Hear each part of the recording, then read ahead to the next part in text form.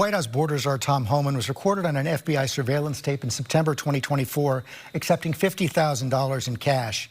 Did he keep that money or give it back? Why is it that Tom Homan, who is simply enforcing Americans' immigration laws, is getting constantly harassed? I asked you whether Tom Homan accepted $50,000, as was heard on an audio tape recorded by the FBI in September 2024, and you did not answer the question. Thank you for your time this morning. No, George, I said that I don't. Up next, we'll be right back.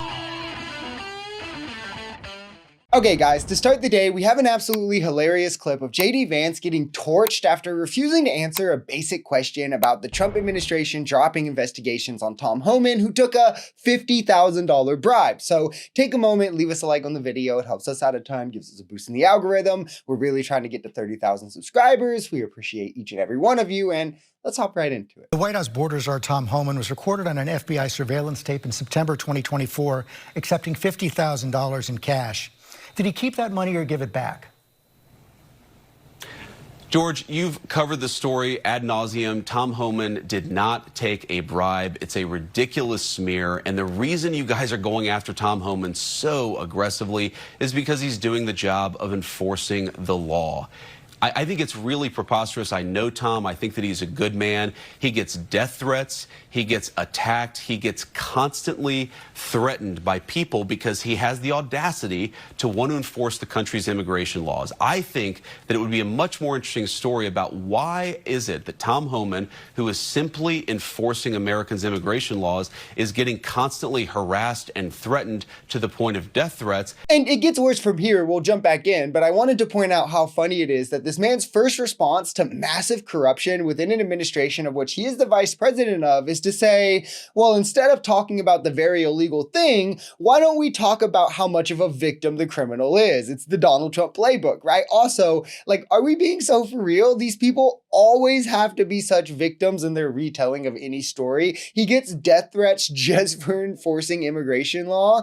I don't know. Maybe it's the denying of constitutional rights like due process. Maybe it's the going on Fox News and saying appearance or accent is enough to arrest someone. Maybe it's like the children getting zip tied, the elderly getting harassed, the veterans who have been detained for months, right? Or the citizens who have been detained as well. Like, this is as bad as the MAGA clowns in my comments who like pretend they're going to be targeted because of their beliefs, because of like the Charlie Kirk, like, you know, like the guys who have like 0 subscribers and nobody cares about their opinions, and like, you know, because all conservatives are targeted. They had nothing to say, of course, of the Democratic lawmaker getting shot. But it's like, no, like these people unfortunately get targeted because they choose to be demonstrable pieces of shit for millions of people to see with their massive platforms, not because they're conservatives. He did not take a bribe.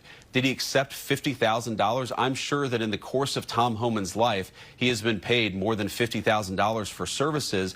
The question is, did he do something illegal? And there's absolutely no evidence that Tom Homan has ever taken a bribe or done anything illegal, which is why he's working in the administration. I'm asking you, did he accept the $50,000 that was caught on the surveillance tape? Did he accept that $50,000 or not? George, I don't know what you're talking about. Did he accept $50,000 for what? He was recorded on an audio tape in September 2024, an FBI surveillance tape, accepting $50,000 in cash. Did he keep that money? Accepting $50,000 for doing what, George? I'm not even sure I understand the question. Right, guys. He's literally just on video telling people who'll get them high-ranking jobs in the Trump administration and taking $50,000 in cash to do so. I think anyone would understand this to be a crime. JD Vance, however, is trying to play this off as like, well, who knows why he was given the money? Maybe he was paid for his services. Like, it's all on the up and up. That's why he was being investigated by the FBI, of course, and Donald Trump had to personally have the investigation stopped. Oh, wait, of course, the FBI last year was in on the conspiracy against Donald Trump, and now that somehow extends to Donald Trump's cabinet, and so they're targeting Tom Homan for that. And it's not just that he has a cabinet full of corrupt individuals. Here's, George, why fewer and fewer people watch your program and why you're losing credibility, because you're talking for now 5 minutes with the Vice President of the United States about this story regarding Tom Homan, a story that I've read about, but I don't even know the video that you're talking about. Meanwhile, low-income women can't get food because the Democrats and Chuck Schumer have shut down the government. Right now, we're trying to figure out how to pay our troops because Chuck Schumer has shut down the government. You're focused on a bogus story. You're insinuating criminal wrongdoing against a guy who has done nothing wrong instead of focusing on the fact that our country is struggling because our government's shut down. Let's talk about the real issues, George. I think the American people would benefit much more from that than from you going down some weird left-wing rabbit hole where the facts clearly show that Tom Homan didn't engage in any criminal wrongdoing. It's not a weird left-wing rabbit hole. I didn't insinuate anything. I asked you whether Tom Homan accepted $50,000, as was heard on an audio tape recorded by the FBI in September 2024, and you did not answer the question. Thank you for your time this morning.